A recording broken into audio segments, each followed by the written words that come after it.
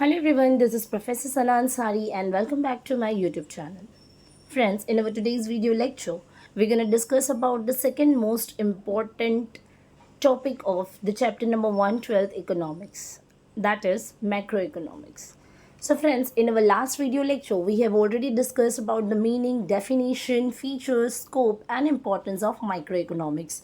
So if you guys want to watch that videos too, so I'm going to share the link on my description box so you can watch from there. So now let's learn about the meaning of macro. So first of all, friends, would like to inform you, this is again the Greek word micros. ठीक है, macros, that is MAKROS. But in Indian language it is called macros. ठीक है, जैसे कि मैं आपको यहाँ पर स्क्रीन पर दिखाती हूँ. इंडियन लैंग्वेज में हम इसे क्या कहते हैं friends? Macro. Like this we are suppose to write C alphabet here, but this is again the Greek word micros. ठीक है, विच मीन्स अ लार्ज, जिसका मतलब क्या होता है? लार्ज. सो बेसिकली जैसे हमने सीखा था कि माइक्रो का मतलब होता है स्मॉल या फिर इंडिविजुअल यूनिट, उसी तरीके से फ्रेंड्स मैक्रो का मतलब होता है लार्ज. ठीक है, लार्ज और aggregate. So second word we have again here called aggregate. So aggregate का मतलब होता है टोटल ऑफ समथिंग. ठीक है, किसी भी चीज़ का जो टोटल होता है ना, नॉट इंडिविजुअल बट एग्रीगेट. ठीक है, ऐसे हम कहते हैं मैक्रो. सो बेसिकली मैंने ये पेज इसलिए रखा है ताकि मैं आपको सिखा सकूँ. यहाँ पर हमें एक मीनिंग वाला पार्ट अच्छे तरीके से पढ़ना है दोस्तों. ठीक है, सो यहाँ पर क्या लिखा आप ध्यान देंगे. ओके, सो क्या कह रहा है देखिए, macro economics is a branch of economics. ठीक है, macro economics is also a part of economics, क्योंकि जैसे हमने सीखा था इकोनॉमिक्स के दो पार्ट है, micro and macro. So macro is a second part. Okay friends, so it deals with the total employment, national income, national output, total investment, total consumption, total saving, general price level, interest rates, inflation, trade cycle, business fluctuations, etc.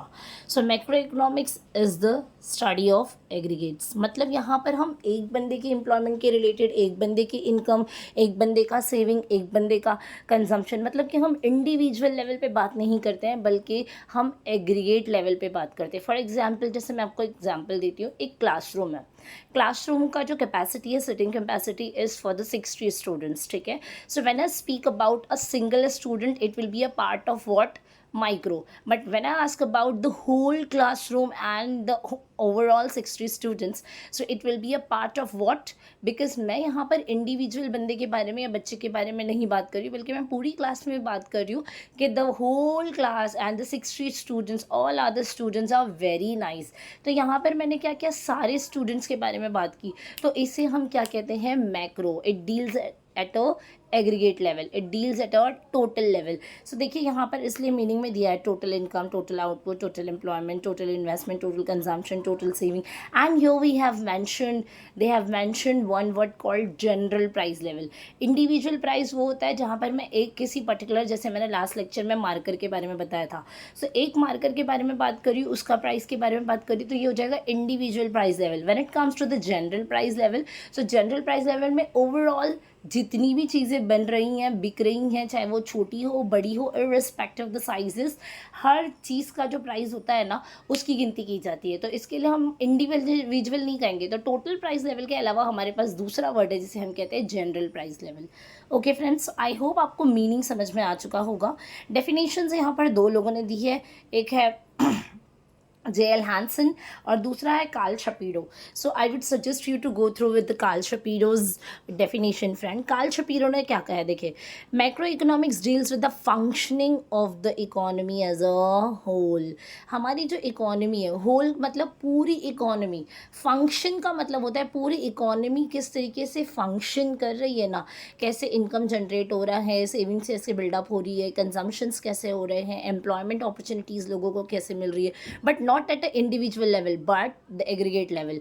सो ये सारी चीज़ों के functions को study करने के लिए जो हमारे पास पार्ट है उसे हम कहते हैं मैक्रो इकोनॉमिक्स. तो कार्ल शपीरो ने एकदम स्ट्रेटली और बहुत ही शॉर्ट वे में हमें डेफिनेशन दिया है मैक्रो इकोनॉमिक्स का. दोस्तों चलिए हम बढ़ते हैं स्कोप की तरफ, जो हमारा मेन क्वेश्चन है after the meaning and definition of macro economics. So देखिए यहाँ पर स्कोप को चार्ट के थ्रू आपको दिखाया गया. There are 4 main scopes of the macro economics. First is theory of income and employment.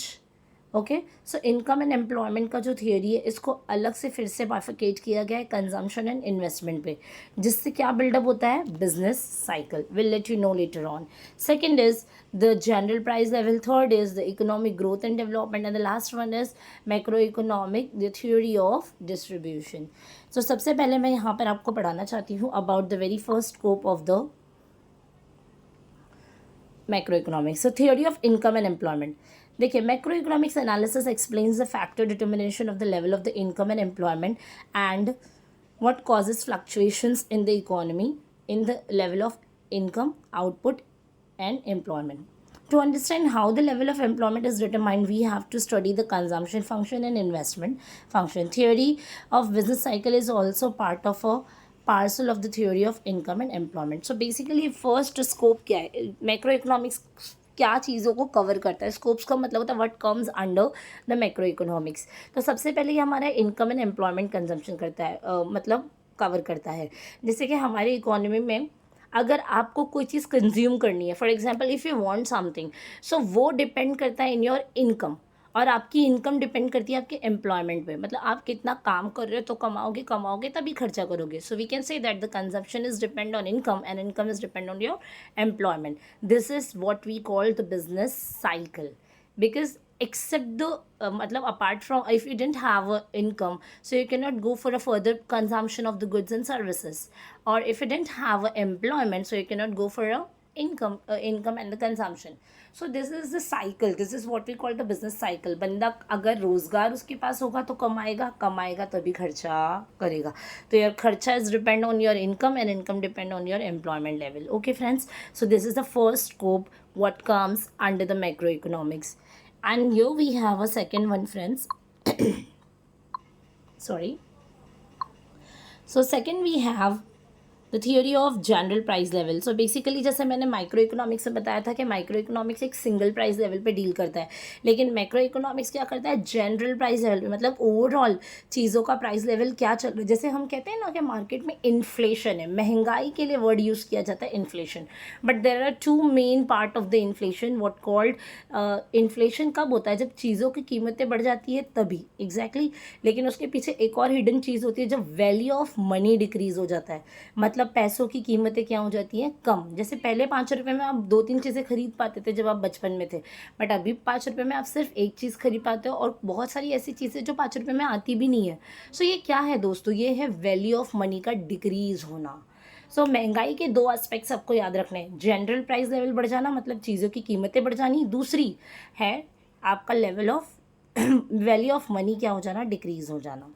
ठीक है, चलिए नेक्स्ट की तरफ बढ़ते हैं फ्रेंड्स. जो थर्ड स्कोप है हमारे पास, theory of growth and development. But obvious micro economics deals at aggregate level और at a national level. Total employment, total consumption, savings पे डील करता है. तो डेफिनेटली ये हमारी ग्रोथ एंड डेवलपमेंट के लिए क्या करता है, बहुत ही हेल्पफुल है. And last we have a theory of distribution friends. So theory of distribution में मैं आपको बताना चाहूँगी कि हमने जैसे सीखा था कि माइक्रो इकोनॉमिक्स के कुछ फैक्टर्स ऑफ प्रोडक्शन होते हैं, है ना. जैसे लैंड, लेबर, कैपिटल, एंटरप्रेन्योर, इनके थ्रू हम प्रोड्यूस करते हैं गुड्स एंड सर्विसेज को. सो मैक्रो इकोनॉमिक्स है ना, थियोरी ऑफ डिस्ट्रीब्यूशन भी है. क्योंकि अब जैसे कि अगर कोई लेबर आपके पास काम करेगा, so definitely he will work to earn wages. अगर आपने कोई लैंड लिया है फॉर द बिजनेस पर्पस, तो यहाँ पर आपको क्या पे करना पड़ता है, रेंट. अगर आपने लोन लिया है, बोरो किया है फंड्स, तो यहाँ पर आपको इंटरेस्ट देना पड़ता है. And your entrepreneur, that businessman will also work to earn profit. So आप बोल सकते हैं RWIP, rent, wages, interest and profit are the part of distribution which comes under the macroeconomics. So I hope friends आपको ये चीज़ समझ में आ चुकी है. नेक्स्ट वीडियो लेक्चर में हम सीखेंगे features and importance of macroeconomics. So that's all enough for today friends. Bye bye, have a nice day and take care.